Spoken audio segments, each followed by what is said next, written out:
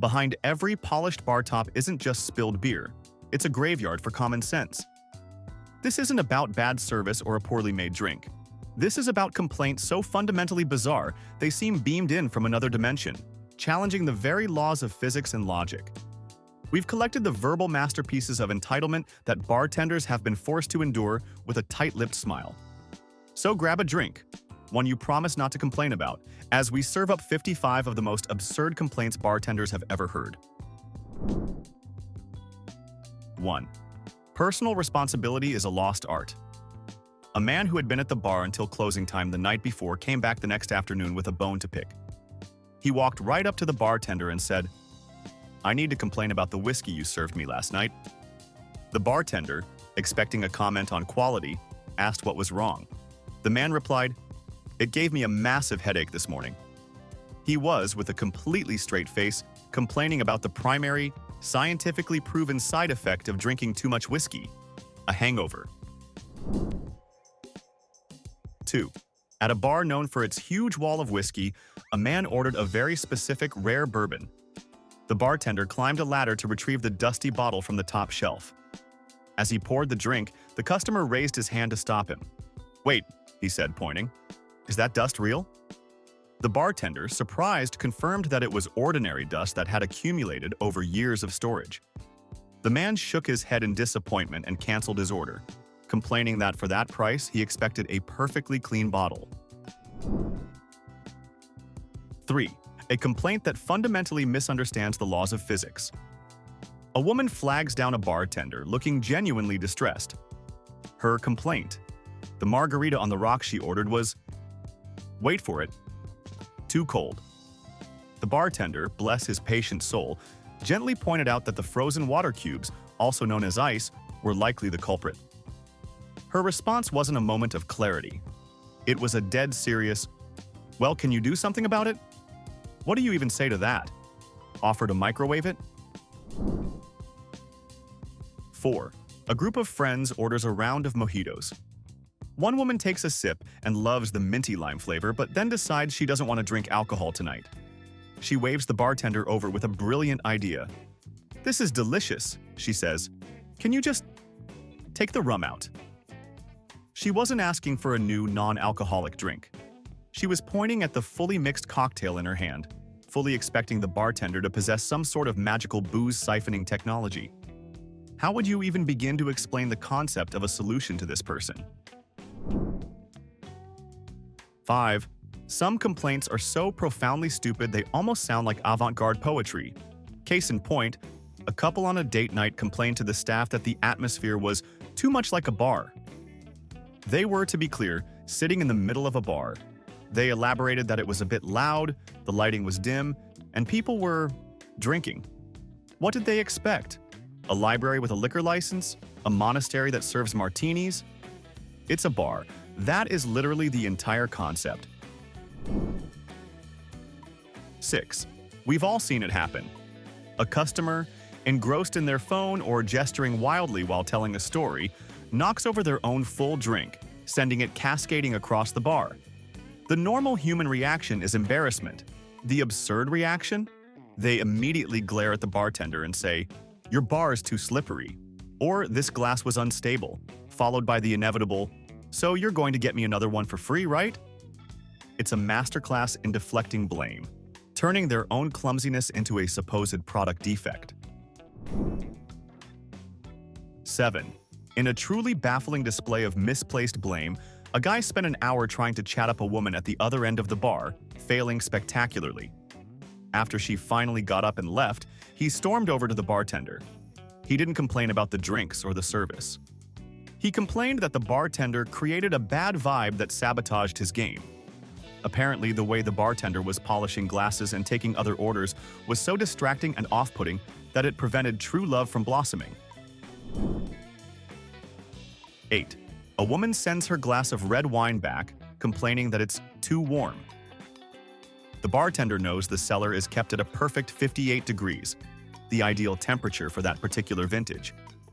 But you can't win an argument like that. So, he takes the glass to the back, waits exactly 60 seconds, and brings the very same glass of wine back to her. She takes a sip and beams. "See? Perfect," she says. "Thank you for fixing it." Sometimes the customer isn't right. They just want to feel like they are. 9. There's a special kind of fury reserved for a person who is clearly over 40 being asked for their ID. One bartender recalls asking a woman for her license, purely as a matter of policy. The woman erupted. "Are you blind? I have wrinkles older than you." She then demanded not just an apology, but a free drink as compensation for the emotional distress of being mistaken for someone who might be under the legal drinking age. 10. A man sat down at a quiet spot at the bar, looked at the menu for a solid 10 minutes, and then flagged the bartender down. The bartender walked over, ready to take his order. But the man wasn't ordering, he was complaining. "I've been waiting for my beer for 20 minutes, he snapped. The bartender, utterly baffled, replied, "Sir, you haven't ordered yet." The man slammed the menu down. "I know, I'm complaining in advance. The service looks slow, so I figured I'd get it out of the way now." 11. Here's one for the amateur accountants. A guy orders a Jack and Coke. The bartender makes it, charges him $7. A few minutes later, the guy orders a shot of Jack Daniels. The bartender charges him $5. The man's face twists into a look of pure intellectual discovery. He calls the bartender over and says, "Hold on, you're charging me $2 extra just for the Coke? That's a ripoff." He genuinely believed he had uncovered a massive corporate conspiracy, forcing the bartender to explain the revolutionary concept of paying for all the ingredients in your drink. 12. Last call is a fairly simple concept. It's a warning that the bar is closing soon. Yet for some, it's a personal insult.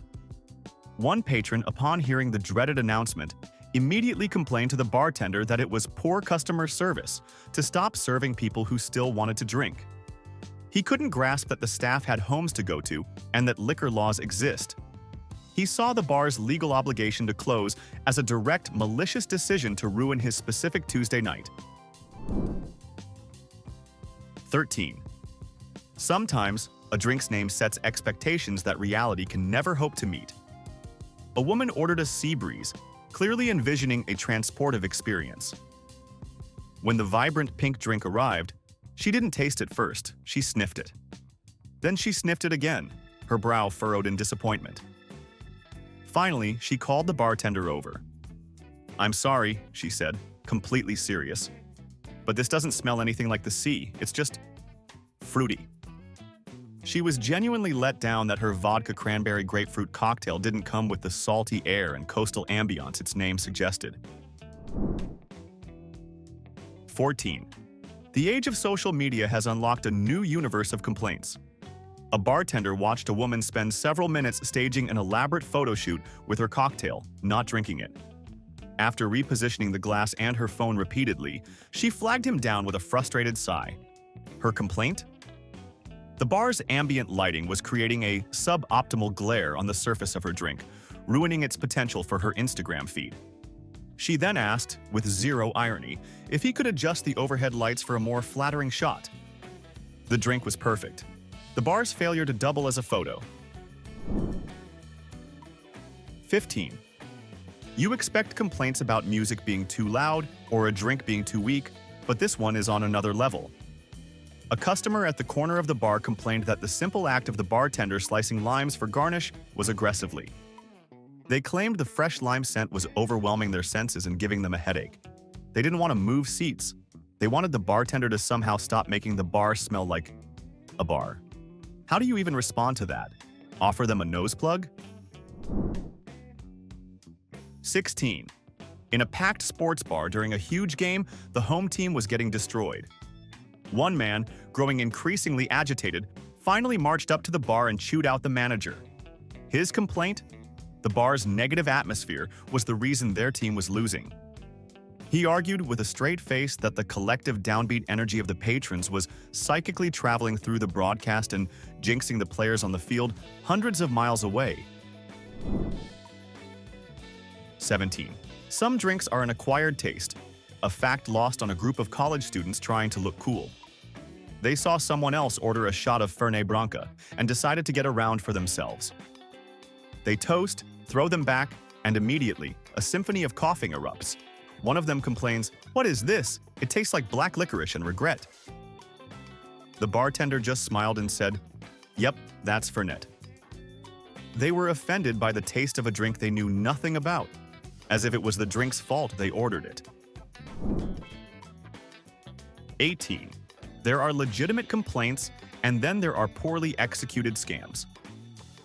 A man at the end of his beer flags the bartender down to point at a long, dark hair floating in the last inch of his drink. "I'm not paying for this," he says smugly. The only problem? The customer was completely bald, and the bartender was a redhead. The attempt was so lazy, so transparently false, that it was more insulting to the bartender's intelligence than anything else. 19. When you're in a public space, you have to tolerate other people. Usually. One evening, a woman complained to the bartender that the man sitting next to her was breathing too aggressively. He wasn't sick, he wasn't wheezing, he wasn't doing anything other than existing. She was genuinely annoyed by the sound of a stranger's normal, rhythmic inhalation and exhalation and wanted the bartender to do something about it. I mean, what's the proposed solution there, asking him to hold his breath? 20. Bartenders are not therapists, nor are they cruise ship activity directors. A woman on a painfully awkward first date leaned over the bar and complained to the bartender, "My date is really boring. Can you do something?" She said this in front of the guy, who just stared into his drink. She expected the bartender to swoop in with some magic trick or hilarious anecdote to salvage her terrible evening. It's a bold move to outsource the responsibility for having a good time to a complete stranger who is, at work. 21. Picture this. A guy orders a pint of beer. He sits, he chats, he sips, and eventually, he drains the entire glass. He places the empty vessel on the bar, catches the bartender's eye, and says with a pained expression, "I need to complain about this beer." The bartender, confused, asks what was wrong. The man replies, "The last sip was warm." He had nursed the beer for 45 minutes and was genuinely lodging a complaint that the laws of thermodynamics had affected the final drops in his glass. 22. Some people come to a bar for quiet contemplation. One such individual sat with a book and a whiskey, neat. The bartender was busy, shaking cocktails for a large party. After a particularly vigorous shake, the quiet man closed his book, stood up, and complained to the manager that the bartender's cocktail shaker was unnecessarily loud and disruptive to his reading. He was in a bustling Friday night bar, complaining about the literal sounds of drinks being made. He might as well have complained the floor was too walkable. 23. Then, you have the total lack of self-awareness. A woman is talking on her phone, speaker on full blast, pacing back and forth behind the stools. After a few minutes of everyone in a 10-foot radius being forced to listen to her argument with a cable company, she hangs up, marches to the bar, and complains. Not about her bill, not about her drink, but about the bartender, who was, in her words, giving her a judgmental look the entire time. 24. There's an art to a layered drink, like a black and tan or a B52 shot, where liquors of different densities are carefully floated on top of each other. A customer, clearly unfamiliar with the concept, ordered one. When the perfectly layered shot was placed in front of him, he stared at it with disgust. "Hello, are you going to mix this?" he snapped. The bartender tried to explain that the layers were the entire point, but the man just scoffed. "It looks unfinished. Do your job." 25. In a bar packed to the rafters for the final game of the World Series, one man decided the collective joy and tension was an inconvenience. He demanded the bartender change one of the TVs, not to another game, but to a rerun of a 90s sitcom. When the bartender politely refused, explaining it was the biggest sporting event of the year, the man lodged a formal complaint that the bar was not catering to a diversity of interests. 26. A classic scene. A guy trying to impress his date decides to order shots. "Give me 2 of your smoothest tequilas," he says with authority. The bartender, wanting to clarify, asks if he has a preference. A reposado? An añejo? The guy waves him off. No, just use the cheap stuff from the well, but make it smooth. He genuinely believed the smoothness was a technique the bartender applied, not a quality of the aged, more expensive liquor itself. It's like asking a chef to make a fast food burger taste like a dry-aged ribeye. 27. You would be amazed how many people transform into world-class food critics over the free stuff in their glass. One bartender reported a customer sending back a martini because the olives, plural, were socially distancing too much in his glass. Another complained that their lemon twist was too twisty and had an aggressive posture. We're not talking about a spoiled ingredient. We're talking about the geometric and social arrangement of garnishes. It's a level of nitpicking that deserves some kind of award. 28. The clash between desire and diet creates some truly spectacular complaints. A woman orders a frozen strawberry daiquiri, a drink that is essentially a boozy dessert slushie. She loves it, drinks half of it, then calls the bartender over with a health-related query. "This is delicious," she said, "but it's very sugary. Can you remake it, but this time use less sugar?"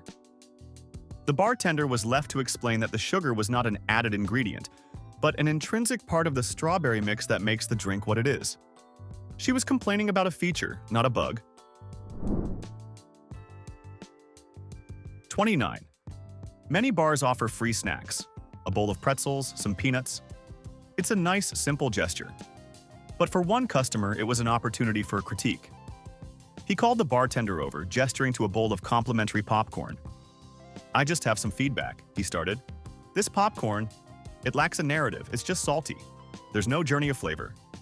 He was dead serious, delivering a food critic's review for a free snack that was likely poured out of a giant bag 5 minutes earlier. 30. Navigating dietary restrictions can be a minefield, especially when the person with the restrictions doesn't understand them. A customer makes a huge scene, repeatedly asking, "Are you sure your vodka is gluten-free? I'm extremely sensitive." The bartender patiently explains that all distilled spirits are inherently gluten-free due to the distillation process. The customer remains skeptical but finally orders a vodka soda. A few minutes later, they call the bartender over and say, "And I'll have a regular draft beer to go with that." 31. You get customers who are particular, and then you get the ones operating on a different scientific plane. A man watched a bartender make his rum and coke, leaning over the bar to observe every move. Just as the bartender was about to hand it over, the customer held up a hand to stop him. "I'm going to need you to remake that," he said calmly. His reason? The bartender had exhaled too close to the glass, and he was concerned the carbon dioxide from his breath would upset the delicate pH balance of the cocktail. 32. In the age of social media, reality sometimes fails to live up to the filter. A woman ordered a signature cocktail, then pulled out her phone and showed the bartender a picture from the bar's own Instagram feed. She pointed from the phone to her glass with a frown. "Mine doesn't look like that," she complained. The drink had the same ingredients, the same glass, the same garnish. The problem? The mint sprig in her glass was leaning slightly to the left, while the one in the professionally lit photo leaned to the right. The drink itself was fine, its performance as a photo prop was not. 33. A guy confidently strolls up to the bar after his meal, ready to pay. He slaps a crumpled piece of paper down on the counter, a coupon for "buy one get one free entrees." The bartender politely informs him that they don't accept that coupon. The man gets angry, insisting it's valid. The bartender looks closer. The coupon wasn't just expired, it was for a place called Salty Sal's Seafood Shack in Biloxi, Mississippi. They were in a steakhouse in Denver, Colorado. The man's response? "So, it's still a bar, you should honor it." 34. A man ordered a pint of draft beer. It arrived at his table, a perfect pour with a respectable 1-inch head. He stared at it, then called the waiter over with the look of someone who had just been scammed. "I ordered a full beer," he said, pointing a finger at the foam. This is only like 90% beer. I'm not paying for air. He was genuinely arguing that the beer's natural hat was an unwanted froth invader, a deliberate attempt to shortchange him on liquid. The staff had to gently explain that the head is actually a crucial part of the aroma and experience. 35. It's the middle of a frantic Saturday night rush. The bar is slammed, orders are flying, and the staff is moving at light speed. A customer manages to get the bartender's attention and orders the most obscure, time-consuming, multi-step cocktail on the menu. The bartender, a true professional, builds it flawlessly. After handing it over, the customer takes a sip, nods, and then complains, "That took way too long." They created the bottleneck and then complained about being stuck in it. What's the worst display of main character syndrome you've ever witnessed? 36. Trivia night brings out a special kind of competitor. After a particularly brutal round where one team scored 0 points, a member of the team approached the bartender who was hosting. He didn't complain about the service or the beer. He complained that the trivia questions were fundamentally unfair. His reasoning? He didn't personally know any of the answers. He argued that questions should be tailored to things he and his friends would know, effectively demanding a game where the only correct answers were his answers. 37.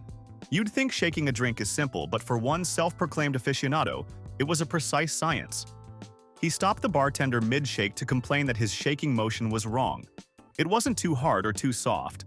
It was, and this is a direct quote, too vertical. He insisted that this particular gin needed a horizontal agitation to properly awaken the botanicals without shocking the citrus. He was genuinely deeply offended by the bartender's chosen axis of motion, having invented a rule on the spot and expecting a professional to follow it. 38. This complaint ventures into the realm of the truly bizarre. A man ordered a very cold beer on a hot day, and the glass immediately frosted over with condensation. The bartender, naturally, served it on a cocktail napkin. The man called him over a minute later, pointing at the napkin. "This is unacceptable," he said. The bartender thought it was torn or dirty. "No," the man clarified. "It's too absorbent. It's making the bottom of my glass dry." He was complaining about a napkin doing its one and only job too effectively. 39. Some complaints are so visual, so abstract, they belong in a modern art museum. A man ordered a classic Campari and soda. The drink arrived, glowing with its signature vibrant red hue. The man stared at it, not with thirst, but with what looked like fear. He pushed it back gently. "I'm sorry, I can't drink this," he said. "The color is just too loud. It's giving me anxiety." He wasn't complaining about the taste, but about the beverage's allegedly aggressive and intimidating color palette. 40. A customer tries to pay with their phone's tap-to-pay feature. It doesn't work. They tap again, harder this time. Nothing. They immediately glare at the bartender and complain, "Your machine is broken." The bartender, without a word, pulls out his own phone, taps the same machine, and his payment goes through instantly. The customer stared, dumbfounded, at their own phone as if it had personally betrayed them, unable to admit the problem might be on their end. 41. Some people seek a vibrant, lively atmosphere at a bar. Others, apparently, seek the silent tranquility of a sensory deprivation tank. A man ordered a simple rum and coke, but when it was placed in front of him, he leaned in close, listening intently. He then looked up with a pained expression and complained, "The carbonation is too aggressive. Can you hear that? The fizz is just too loud." He wasn't complaining about the taste or the temperature. He was lodging a noise complaint against the bubbles in his own drink. 42. A man once sat at a nearly empty bar on a Tuesday afternoon, stewing in silence for a solid 20 minutes. Finally, he slammed his hand down and demanded to speak to the manager. His emergency? The bar's background music, a fairly standard classic rock playlist, did not include any tracks from his favorite band, Nickelback. He wasn't requesting a song. He was filing a formal grievance that the establishment's entire musical curation was an insult to his personal taste. He genuinely expected the bartender to apologize for not being a mind reader. 43. You have the experts, the ones who learned everything they know about mixology from a chain restaurant in a suburban mall. A man orders an old-fashioned. The bartender meticulously crafts it. Whiskey, sugar, bitters, a touch of water, and an orange peel garnish. The customer takes one look and shoves it back. "This is not an old-fashioned," he declares. "Where's the crushed-up cherry? Where's the slice of orange? You're supposed to muddle it all into a fruit pulp." He wasn't asking for his preference. He was angrily correcting a professional on how to make one of the world's most classic cocktails. 44. Then there's the beautiful paradox of wanting two things that are mutually exclusive. A woman orders the bar's famous spicy jalapeno margarita. She takes one sip and her eyes water. "Whoa, this is way too spicy," she exclaims. A reasonable person might order a different drink. She, however, slid the glass back and asked, "Can you remake this, but use the same jalapeno-infused tequila and just take the spicy part out?" She wanted the flavor of the pepper without the capsaicin, a culinary feat that would require defying the laws of chemistry. Sinners. 45. Sometimes a complaint is so profoundly superficial it becomes a work of art. A woman sitting at the bar for half an hour finally managed to flag down a busy bartender. She leaned in conspiratorially and pointed to the man sitting 2 stools away from her. "His shirt," she whispered with disgust, "is clashing with my cocktail." She was genuinely offended that another customer's fashion choice, a bright green polo, was visually disharmonious with her pink Cosmopolitan and wanted the bartender to do something about it. 46. In a world of marketing buzzwords, some people take things a little too literally. A man ordered a handcrafted old-fashioned from the menu. He watched intently as the bartender used a jigger for measuring, a spoon for stirring, and tongs for the garnish. When the drink was served, he looked disappointed. "I thought this was handcrafted," he complained. "You used tools for all of it." He seemed to believe the bartender was supposed to crush the sugar cube with his thumb and stir the drink with his finger. 47. A customer ordered a gin and tonic on the rocks. When it arrived, full of ice, she sent it back immediately. Her reason? She had a severe ice allergy. Not an allergy to impurities in the water, she clarified, but to water in its frozen state. She had ordered a drink that is, by definition, served with ice, only to complain about the presence of the very ingredient she requested, citing a medically impossible condition. 48. Splitting a check can be a headache, but one group took it to a whole new level of absurdity. A table of 12 after a full dinner wanted to split the bill. That's fine. But they specifically wanted to split one $8 order of French fries 12 ways.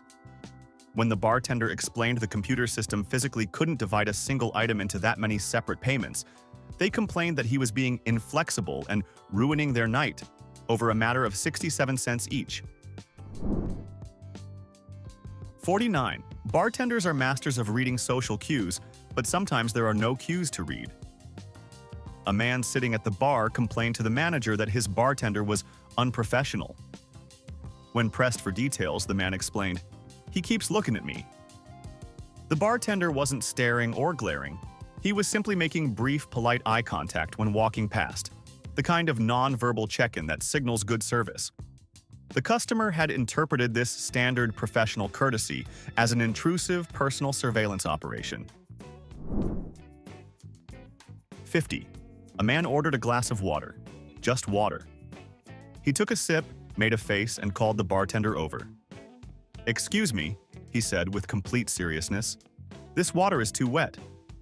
The bartender just stood there, speechless, trying to process the sentence. Too wet? As opposed to what exactly? Dehydrated water? The customer couldn't explain it further, only that the wetness was overwhelming. Some mysteries of the universe are best left unsolved. 51. Sometimes a complaint is about more than the drink. It's about the cosmos. A woman informed the bartender she had to leave, not because of the service, but because the bar had incompatible astrological energy.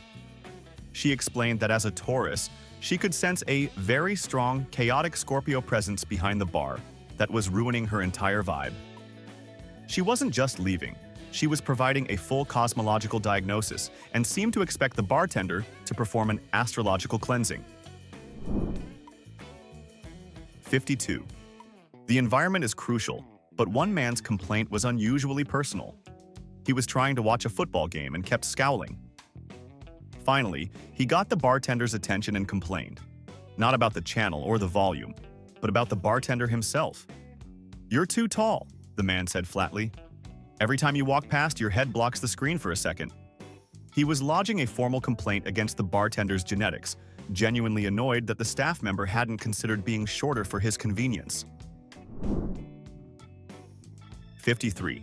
You can't please everyone, especially when pleasing them is the problem. A woman received her elaborate, visually stunning cocktail and immediately looked dismayed. Her complaint was a masterclass in social anxiety. "This looks too good," she said. "It's making my friend's simple beer look sad, and now she feels bad." She then asked if he could please remake her drink to be a little less impressive, effectively complaining about the bartender's excellence. 54. A man trying to impress his date ordered a 12-year-old single malt scotch. After a small sip, he waved the bartender back over. "I'm sorry," he said confidently. "I'll need a fresh one." When the bartender asked what he meant, the man explained, "This one is 12 years old. I don't drink anything that's been sitting around that long." He was complaining about the very quality, the age, that makes a premium scotch valuable in the first place. 55.